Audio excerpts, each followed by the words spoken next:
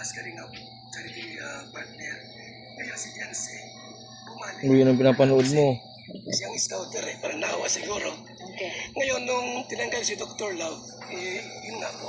Baka may sus ka Robilin. Nagbuo ng another team Guapa, which is si Janse doon ang ang pinaka-content nila. Kaya, yun, nagkagulo. Actually po, yung gusto ko lang malaman din ng magulang nila about doon sa babahay. Kasi ang sponsor doon, attorney, from the sponsor, 1.5 million. Kay Kalinga Prab ay 2.2. So yung sponsor na yon, specific yan sinabi na itong bahay na ito kay Jancy. Kalinga po yun. Okay. Kalinga sponsors. Talagang sponsor namin yun. Nagkataon na si Biancy ang beneficiaries namin. Okay. Tapos yung sa akin po, 400,000. Galing yung pera from Kalinga Prab kasi monthly po. Pero yung, so kunwari, di ba, alam ng Kalingap, napupunta yun kay Jancy. Specific yun para kay Jancy. Oo po, itutuloy ko lang po. Bali yung 400,000 galing kay Kalinga Prab, yung bigay sa akin every month, 200,000. Niligay ko doon. Alam nila kasi merong house blessing. May certificate.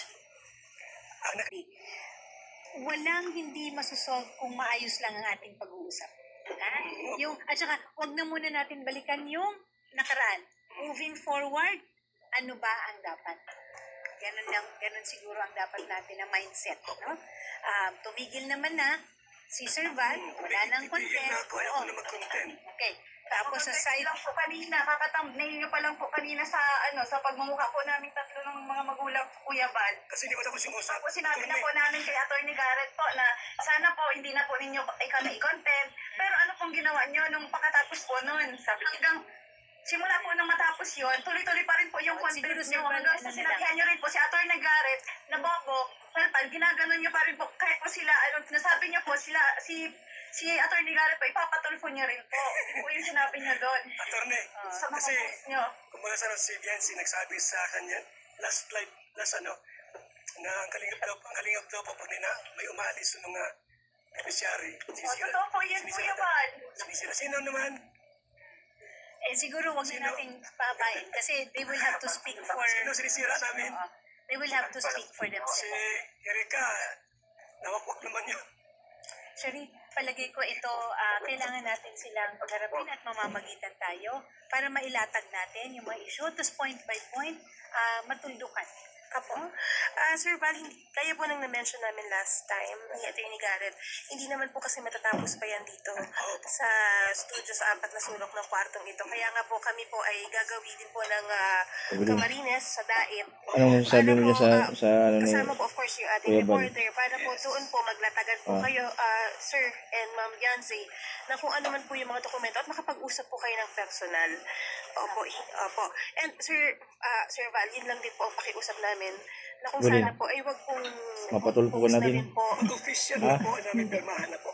Apo, pero sa ngayon Sir, Moratorium muna tayo. ceasefire muna tayo. Ba't di ka mapatulpo? Kasi lalo Sir, Hindi ka na binibisita ni Kuya dito Bal. po, lalo po kasi kumbaga Bakit di ka mapatulpo? magkaka-issue. Kaya Kahit di ka binibisita? hanggat maaari Sir, huwag muna tayo Kahit di ka nabibigyan ng pera?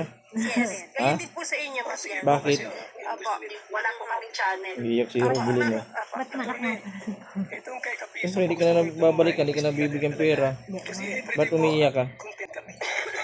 So siguro ibang Naawa kay usapan kay- yun kay kasi Kuya Bal? oo. So siguro kung meron ring mga ano tawag nito, avenue si Hansel at si Baka Biancy may doon stress ka sa sa Kapiso or pinapanood mo, whatever. Rubilin, ah. Kung meron kayong kung meron kayong clout, pero hindi rin naman kasi sa kanila. Ginagamit rin lang sila. Namin kilala sila. Hindi po namin sila kilala.